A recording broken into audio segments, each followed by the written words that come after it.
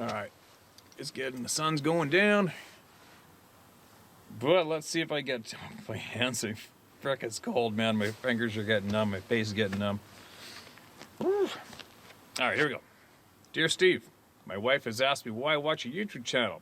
I just tell her it seems interesting. I don't tell her I watch because what I had happen to me, as she would think I'm crazy. As a matter of fact, I've never told anyone my story. First things first, you can tell my story, but please don't use my name for reasons that will become apparent when you read my story. Fingers are getting frozen. This took place back in 1978. Fur prices were high and I was a senior in high school living with my single mom. Money was tight in her household and I had learned I could much more efficiently harvest raccoons with a spotlight in a car than I could with hounds. So a friend and I, for most of the fur bearer season, would ride around from about midnight till 4 or 5 a.m. spotlighting raccoons and any other fur bearer we could shoot. Yes, we were poachers. Bracket. One reason why I don't want my name revealed. Bracket. We harvested an average 4 or 5 a night. Something I'm not proud of, but allowed me to not rely on my hard-working mother for money, as one raccoon would bring more than a day's take-home pay from my summer job pumping gas. I also held a trapping license and ran a trap line every morning after the poaching at night. The trapping license also allowed me to sell the hides we acquired, as the limit was 1 raccoon per day per hunter back then. I was in the woods almost every day in the fall and winter as I hunted deer, squirrels, and quail. Enough about me into the experience that changed my life. We lived close to the Mississippi River. In that area for a mile or more parallel to the river remained uninhabited due to the yearly flooding. It is trees, swamps, and crop fields for miles and miles north and south. It was the first week of January, and on this night we'd been shining for a couple of hours and had nothing to show for it.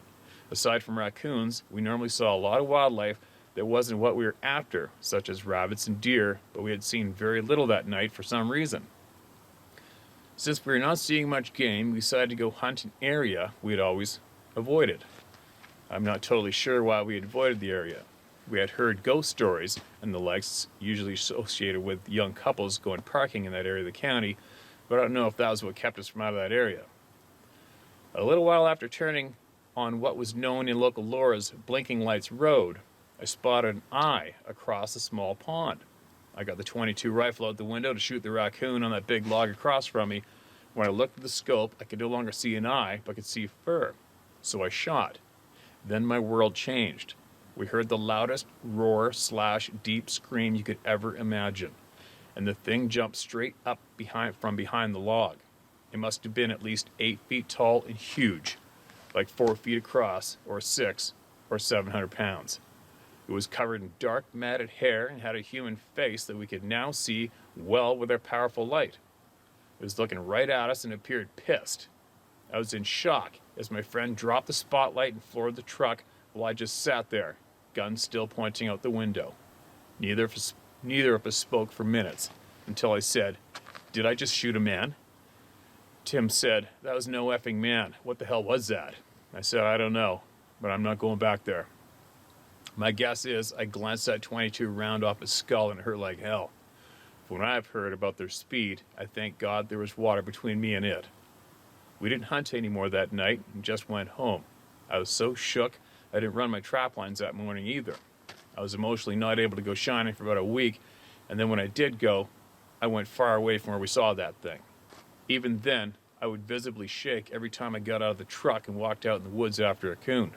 Even though I was an avid hunter, I would not deer hunt near the river anymore, and I would pray for daylight every time I walked in the woods before daylight for years.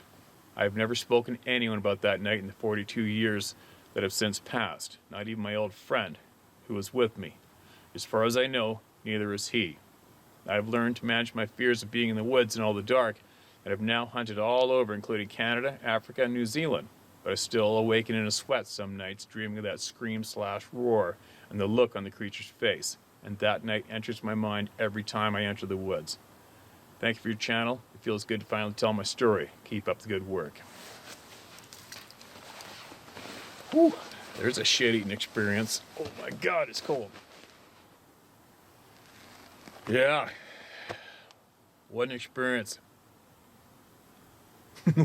What a kick in the face to reality that must have been. I could only imagine.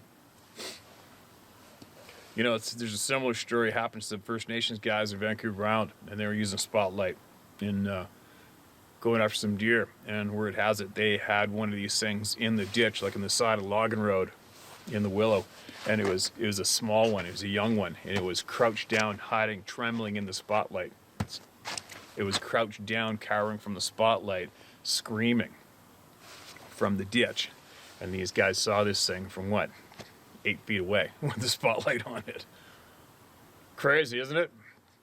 Kind of makes you wonder what it'd be like going out at nighttime with a spotlight and driving around the wee hours of the night, specifically looking for a set of eyeballs or a face 10 feet off the ground, right? But I guess that's what a lot of those people do with the thermal cameras, look for that heat signature. It's funny, I had a friend of mine from Alabama. We talked about bringing up his thermal on a big game hunt that I would guide him on in the Northern Rockies. We were joking about bringing it. We have these handheld thermal scopes as well, scopes that go fix onto the rifles down south for shooting hogs, and those things are so this real high quality pieces, and the thermal imaging on those things is amazingly clear. And we were joking about bringing one of those up north with us. And then there's a pause, and we were talking about it. My buddy goes, "Man, I don't think I want to know what's out there in the dark at night."